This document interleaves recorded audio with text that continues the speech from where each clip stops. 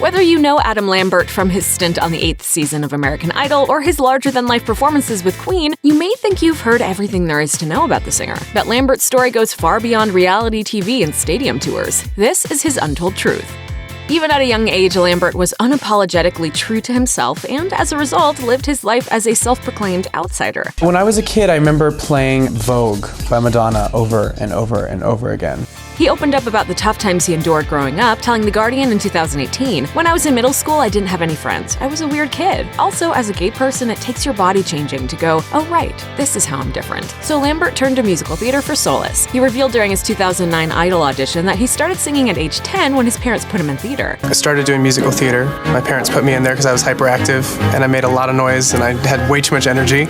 And so they had to find an outlet for me, and I loved it. He loved it so much, in fact, that when he was older, instead of going to university, he accepted a 10-month gig singing on a cruise ship. And once he was back on solid ground, he returned to his theater roots, snagging a role in The Ten Commandments, the musical with Val Kilmer. Then in 2005, he joined the ensemble cast of Wicked's national tour, and then this happened.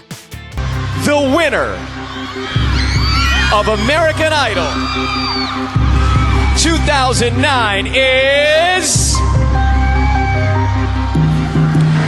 Chris Allen!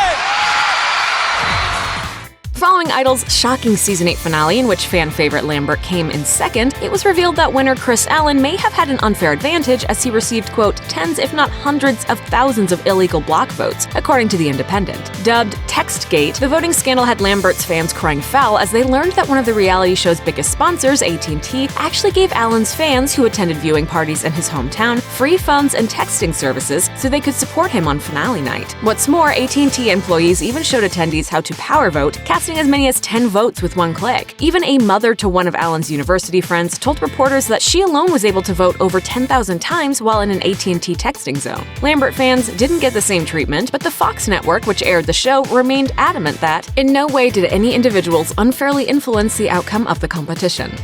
When Lambert was 18 and told his parents he was gay, his liberal family wasn't surprised. He recalled to Billboard, "They kind of went, yeah, no shit." From that moment on, he never hid his orientation, but he also didn't think to announce it once he found fame. He told the outlet, "By the time I did American Idol, I had been very gay for years. I guess I didn't realize I had to publicly label myself." I don't think twice about, for example, my sexuality. It's a funny reminder that not everybody is as comfortable with it as I am. That all changed in 2009 when Lambert came out publicly in a Rolling Stone cover story. And some fans were completely shocked by the news. He told The Guardian, "I don't think it should be a surprise for anyone to hear that I'm gay. I had fans of the show saying they felt betrayed. People were saying, you didn't declare it on the show. I didn't, but I also didn't realize that I needed to. I'd already come out. Even the gay press criticized me for not coming out right or well enough." Speaking with NME, Lambert elaborated, claiming, "Here were members of the gay community saying, 'Why aren't you out?' I thought, I am out. I didn't realize when you're in the public eye, you've got to declare it. This is what it is to be a queer celebrity."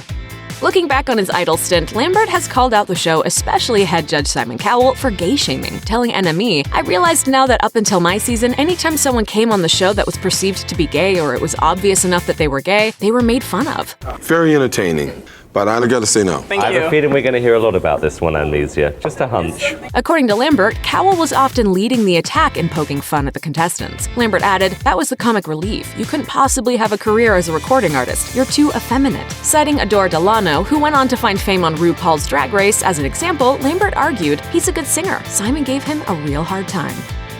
When Lambert took to the stage at the AMAs in 2009 to promote the title track from his debut album, For Your Entertainment, he made jaws drop with a racy performance that was all kinds of provocative. From kissing a male musician to flipping the bird, Lambert went over the top and then some. Audiences were not impressed, and they let ABC know exactly how they felt by filing 1,500 formal complaints, according to Reuters. Addressing the backlash years later in 2018, Lambert admitted to feeling torn about the incident. With this AMA performance, I hear, feedback like, "We're so offended," and then yet the flip side of it is, "Yes, finally!" He told NME, "I wanted to have a career that was all of a sudden available to me, so that was a bit of a conflict for me. I didn't know exactly what to do, and I was scared. I backed off a little bit, and I had some success." But when he went on tour, he went full on with his stage show, claiming, "I was kissing a musician every night on stage just to prove that point." The first time the world met Lambert, he was 26, auditioning for American Idol by belting out Queen's Bohemian Rhapsody. But his love affair with the rock band began long before that. Lambert revealed that he became fully obsessed with Queen in his early 20s, telling Billboard, "Freddie was one of my heroes. Musically, I loved his attack. He was very aggressive and seemed in control of everything he was singing." Later, seeing some live performances on video, it was also his stage presence, the way he was so over the top. I identified with that in him very quickly. I couldn't get any more theatrical. I just think that's the way I want to perform, you know? Lambert also appreciated that Mercury never really denied being gay, noting that the singer wasn't shy about it and just lived life openly. For Idol's 2009 fame, Lambert performed We Are the Champions with Queen founding members Brian May and Roger Taylor, who were so impressed that they went on tour as Queen plus Adam Lambert in 2012. But despite his deep-rooted love for the band, Lambert was apprehensive. He admitted to People, "I definitely had some concerns. This is not my music that I wrote. This is me as a guest with one of the greatest rock bands of all time, singing the songs that one of the greatest rock singers of all time brought to life, and Freddie is irreplaceable." We'll never know what Freddie Mercury would have made of Adam Lambert's powerful voice and electric stage presence, but according to Brian May, the late legend would have been proud and a little jealous. May told Louder Sound, "I always think that Freddie, with a wicked smile, would say something like, 'I hate you, Madam Lambert,' because even Freddie would have been gobsmacked at his range and his ability to reinterpret these songs which the four of us originally created together." May and bandmate Roger Taylor also feel the good vibes about Lambert. May admitted, "Roger and I have seen literally thousands of singers in our lifetimes, including some great ones auditioning for our We Will Rock You show, but we've never seen or heard anything like Adam." I get up on stage and I'm like, sing the record, it's amazing. It's unbelievable. It's really, their skill and their talent is undeniable. And it would seem that fans agree. May pointed out, "It's been very obvious that not just the old folks, but at least 2 new generations around the world have absolutely latched onto Queen music and love it, and have woven it into their lives, and they love seeing us play it live with this boy."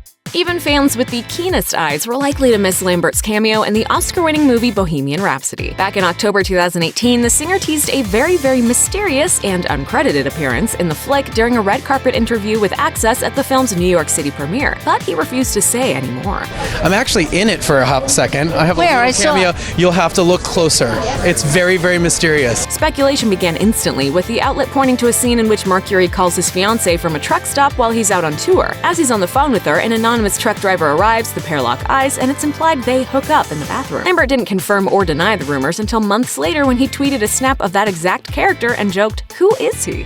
You know you're doing something right when you can bring OG diva Cher to tears with her own song. Lambert hit a real high note when he stepped up to honor Cher at the 41st Annual Kennedy Center Honors in 2018, belting out covers of I Got You Babe with Cyndi Lauper and Believe. And Cher certainly approved. As Today reported, she was brought to tears by the ballad-esque take on her song and was the first one out of her seat to offer a standing ovation. She was so impressed, in fact, that she continued the love fest on Twitter, writing, "Tried to write feelings about Adam Lambert singing Believe in words, but can't seem to. When your senses are overwhelmed, all you can feel is with your heart." Lambert instantly wrote back, "It was a total honor, Cher. You're a goddess."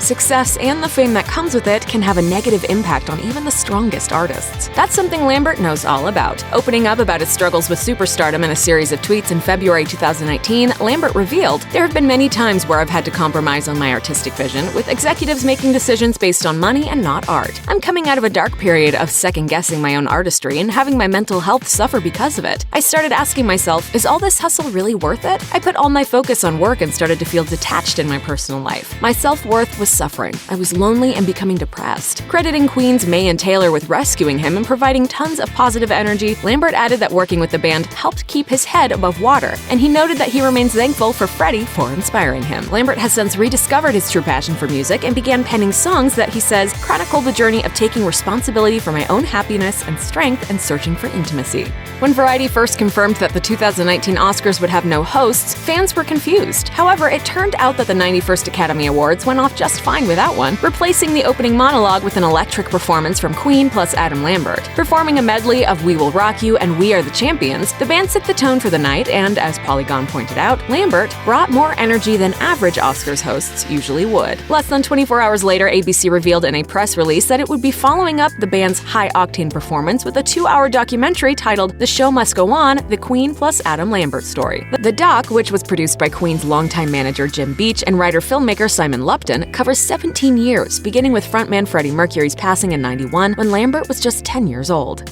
As detailed in the announcement, the flick utilizes rare concert footage and exclusive revealing portraits of the band members to trace Queen and Lambert's journeys, both separately and together. It also features exclusive interviews with Lambert and his parents, as well as May and Taylor, American Idol's Simon Cowell, and Bohemian Rhapsody star Rami Malek. Check out one of our newest videos right here. Plus, even more Nicki Swift videos about your favorite celebs are coming soon. Subscribe to our YouTube channel and hit the bell so you don't miss a single one.